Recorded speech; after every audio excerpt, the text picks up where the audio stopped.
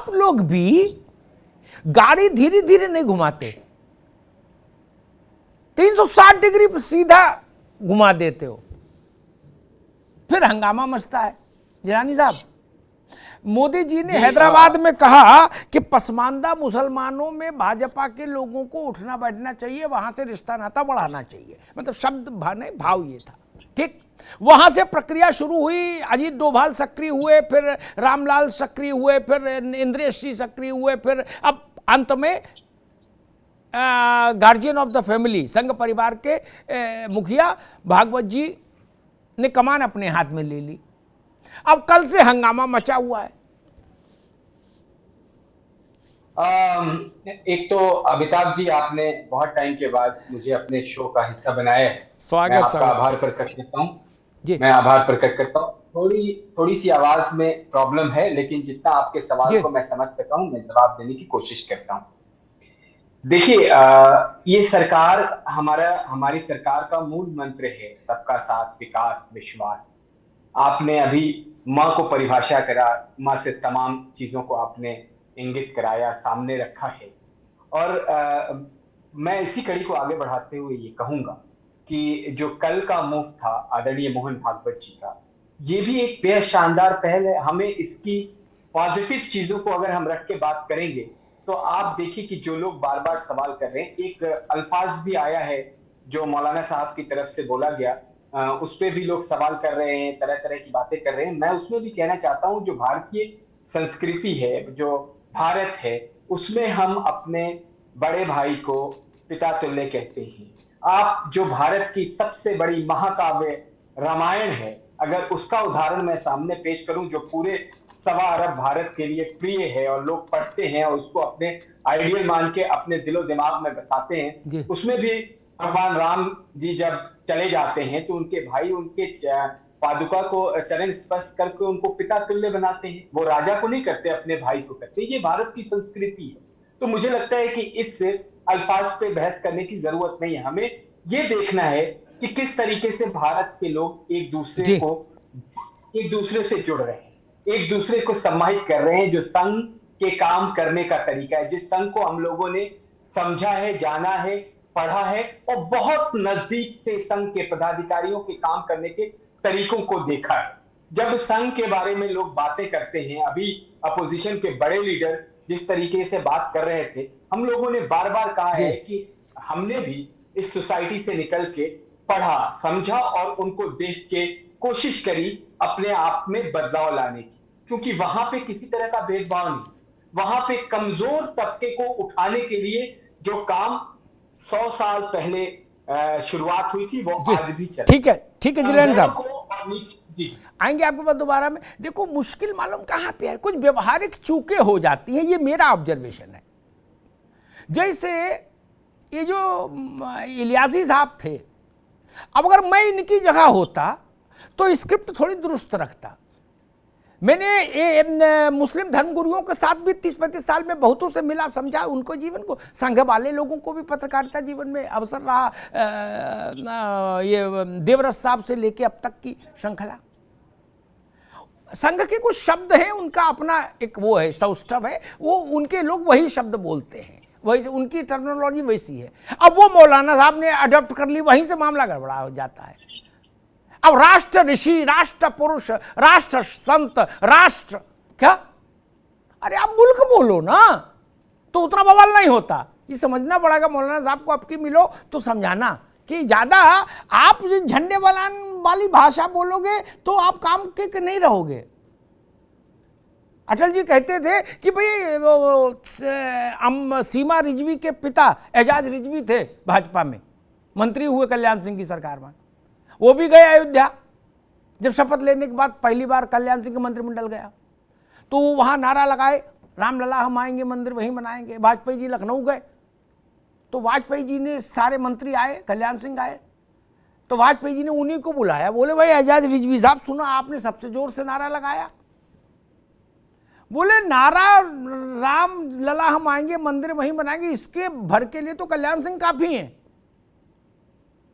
आपको इसलिए रखा कि मुसलमानों में थोड़ा भाजपा का प्रचार करो। इसलिए मैं उनको सुन रहा था मौलाना साहब को। खैर दानिश कुरैशी साहब, कल की घटना तो बड़ी है।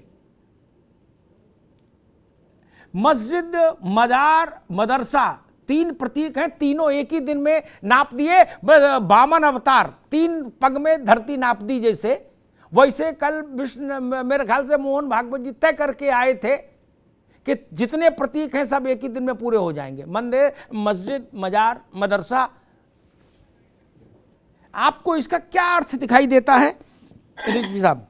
देखिए कुरैशी साहब, देखिए, सबसे पहले तो मैं आपको बताऊं कि भारतीय जनता पार्टी की जो प्रवक्ता हैं, आपने जब डिबेट की शुरुआत की तो मुद्दा था मोहन भागवत की मुलाकात मस्जिद और मदरसे पे, और वो बात कर रहे हैं सबका साथ सबका विकास। क्या मोहन भागवत भारतीय जनता पार्टी में है? तो नहीं। इसीलिए प्रॉब्लम इनकी आके खड़ी हो जाती है। दूसरे नंबर की मैं आपको बात बताऊं कि क्या निकालना। देखिए, इस देश में आजादी के बाद मुसलमानों के हिस्से में खजूर, अजमेर में चादर, इसके अलावा कुछ आया नहीं है। मोहन भागवत अगर कल वहां गए हैं तो क्या करेंगे वो? क्या राष्ट्रपति को लिखेंगे कि भाई 12 राज्यसभा के सांसद चुनने की आपकी जो वो है, आपकी सत्ता जो है, उसमें कितने ये 12 लोगों को, जिन लोगों से मुलाकात की है, इन 5 का नाम नॉमिनेशन करने के लिए रेफरेंस लेटर लिखेंगे? नहीं लिखेंगे। तो मुझे लगता है कि ये जो महज मुलाकात है, ये वही बेवकूफी की अलामत है जो अब तक खजूर में और आपको अजमेर में चादर के नाम पे सियासी तौर पे दिखाई देती है। अगर सियासत है तो, और अगर सियासत नहीं थी तो सुनिए मेरी बात, मैं आपसे पूछता हूं अमिताभ साहब, मुझे ये बताइए, कल का पूरा दिन गुजरा, मोहन भागवत ने इन 3 चीजों की, इन 3 जगहों की मुलाकात के अलावा भी तो कुछ कार्य किया होगा। वो तो टीवी में नहीं दिखाई दे रहा। तो जो टीवी में दिखाई दे रहा है, या दिखाया जाना है, या दिखाया जाना चाहिए, या इंटेंशनल दिखाया जा रहा है, सवाल यहाँ पे खड़ा है। क्योंकि पूरे दिन की सारी प्रक्रिया, आज भी मोहन भागवत जी ने कुछ किया होगा, बताइए तो। आज दानिश जी, ठीक बता देगा? नहीं बता। ठीक, अब मैं आऊंगा आपके पास दोबारा। मैं तहला रशीदी के पास चलूंगा, लेकिन एक बात तो कहूं दानिश कुरैशी से। दानिश कुरैशी जी, पहले तो खबर का थंब रूल समझिए मालिक, ठीक जी। ज्ञानी जेल सिंह कहा करते थे कुत्ते ने आदमी को काट लिया, ये खबर नहीं है, ये नैसर्गिक प्रक्रिया है। कुत्ता है तो काटेगा ही, आदमी कुत्ते को काट ले तो खबर है। मोहन भागवत से डॉक्टर विशाल मिश्रा मिले, इसमें क्या खबर है? right. इसमें क्या खबर है भाई? उनका परिवार वो मिलेंगे, इसलिए नहीं, अब रुक जाइए, इसलिए ना अभी नहीं, बाद में। इसलिए इस तत्व को समझिए। इसलिए ये जो नया ट्रेंड चला है लोगों में कि मीडिया पर हर चीज लाद दो, ये ठीक नहीं। तार्किक बात है, आप पे नहीं लाद रहा हूं, मैं आप पे नहीं लाद रहा हूं। मीडिया को ठीक है, जब नेताओं को अल्ल बल्ल सल्ल कुछ भी बोलने की आजादी है, वो नेता चाहते हैं कि मीडिया क्या करे ये वो खुद तय करें। आप क्या बोलो ये हम तय नहीं करते ना, तो हम क्या चलाइए, हमको करने देते हैं। ठीक बात है। रशीदी साहब, क्या मसला है, आपको क्या समझ में आ रहा है? अचानक से एक प्रक्रिया शुरू हुई हैदराबाद में प्रधानमंत्री मोदी के भाषण के बाद से, और उसके लगातार कड़ी जुड़ती गई, और कल हम उसका एक बड़ा अध्याय हमने देखा। सरसंघ चालक और ऑल इंडिया इमाम कॉन्फ्रेंस के अध्यक्ष के साथ मुलाकात। देखिए, एक मशहूर कहावत है कि हाथी के दांत दिखाने के कुछ और होते हैं और खाने के कुछ और होते हैं। अगर आप देखें तो आप इधर अगर प्रधानमंत्री जी के भाषण से आप कह रहे हैं, जिस भाषण को आपने कोट किया था अपने वक्तव्य में शुरुआत में अमिताभ जी, तो उस भाषण में ही प्रधानमंत्री जी का वो भाषण ही मुसलमानों में डिवीजन का भाषण पैदा हो गया कि पसमानदा मुसलमानों पे भाजपा वर्क करेगी। तो इसका मतलब आप मुसलमानों को जातिवाद में और 2 कैटेगरी में बांट रहे हैं। तो वही तो जो भाजपा की पॉलिसी रही, जो अंग्रेजों के जमाने से डिवाइड एंड रूल की चली आई, पहले इन्होंने हिंदुओं में डिवीजन किया जाति के नाम पर, अब ये मुसलमानों में भी वही डिवीजन करना चाहते हैं। तो प्रधानमंत्री जी ने अपने भाषण से उनकी शुरुआत की। अब एक चीज बड़ी अचंभित करती है, और ये एक सवालिया भी है कि अभी तक ये होता था कि भाजपा मुसलमानों को एडजस्ट करती थी और संघ दूरी बनाए रखता था, हाथ भी नहीं लगाता था। अब ये पहली बार ये हो रहा है कि संघ हाथ लगा रहा है, संघ मुसलमानों से डायरेक्ट वार्तालाप करना चाहता है, संवाद करना चाहता है। और भारतीय जनता पार्टी ने ये किया है कि आज न केंद्र में, न भाजपा के कोई राज्यसभा में कोई मुसलमान एमपी है, ना लोकसभा में कोई मुसलमान एमपी है, और मोदी जी जो सबका साथ सबका विकास सबका विश्वास की बात करते हैं, एक भी मुसलमान मंत्री तक नहीं है। मुख्तार अब्बास नकवी थे, अब उनको पैदल रामपुर दौड़ा रहे हैं मंत्रालय छीनकर, और स्मृति ईरानी जी को अल्पसंख्यक मंत्री बना दिया है। तो खैर वो उनका अपना है, वो फैसला उनके भाई बहुमत मिली है तो जो चाहे जिसे बनाए, आप किसी को क्या बना दे वो आपकी मर्जी है।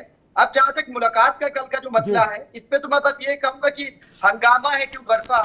आप देखिए कि इलियासी साहब जिन्होंने बुलाया तो उमर इलियासी साहब, उनका ये कहना है कि मैंने मेरे पिताजी के बहुत पुराने संघ से संबंध है, और उसकी फोटो भी जिनके पिताजी थे उनका नाम था जमील इलियासी साहब, वो इससे पहले सुदर्शन जी जो संघ के प्रमुख थे उनसे बड़े नजदीक के रिश्ते थे, बड़ी फोटो डिनर विनर ये वो संवाद होता रहता था।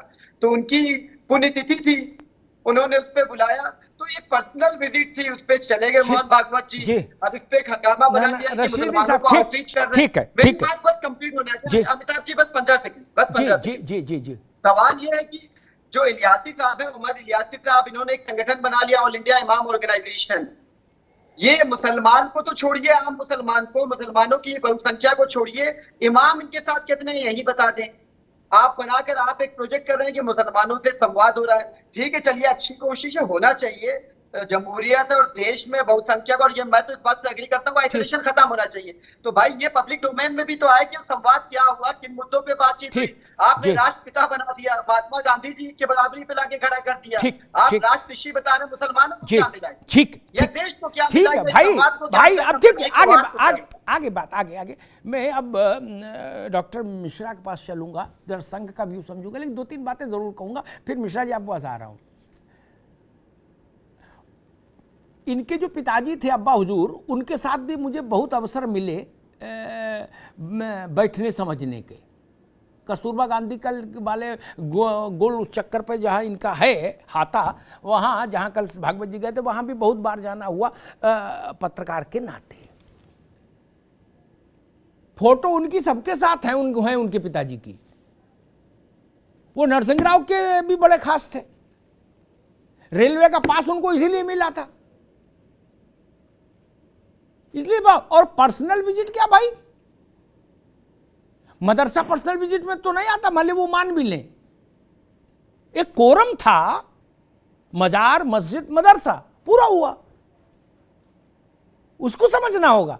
पर्सनल नहीं, अभी नहीं आ पाएंगे, अभी नहीं। डॉक्टर विशाल मिश्रा, ना तो बात इतनी सरल है कि ये कह के समझ जाए भाई कि सबको साथ लेके चलना, सबका विकास करना है, ये उतनी सरल भी नहीं।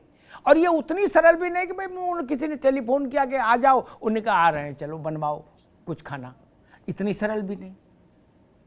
माजरा क्या है, मसला क्या है, संयोग है, प्रयोग है, क्या इसका अर्थ निकाला जाए? डॉक्टर मिश्रा। देखिए अमिताभ